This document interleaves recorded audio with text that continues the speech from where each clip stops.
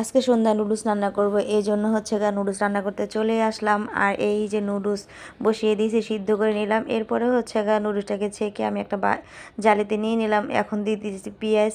তো পেঁয়াজটাকে আমি হালকা একটু লাল করে নুডলসটা রান্না করবো। আর আমার হাতে নুডলসটা খেতে সবাই এত বেশি পছন্দ করে, বিশেষ করে আমার বাচ্চা আর আমার হাজব্যান্ড অনেক বেশি পছন্দ করে। মানে সন্ধ্যার নাস্তা যদি একটু নুডলস হয় তাহলে তো পেটে একটু ভরা ভরা থাকে। আর এখানে আমি 2টা ডিম ফাটিয়ে দিয়ে দিলাম। এরপরে ডিমটাকে আমি পেঁয়াজের সাথে একটু ভেজে নেব। আর ডিমটা একটু ভালো করে ভেজে নিলে বেশিরভাগ মজা হয়। সন্ধ্যার নাস্তা বাচ্চারা কিন্তু আসলে এই নুডলসই বেশিরভাগ পছন্দ করে। মানে নুডলস খায় না এমন কোনো মানুষ নেই, সবাই নুডলস অনেক বেশি পছন্দ করে।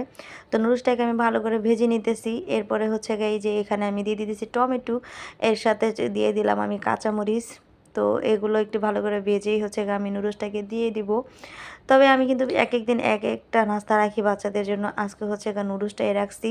তো এখন নুডলসটাকে আমি দিয়ে দিচ্ছি।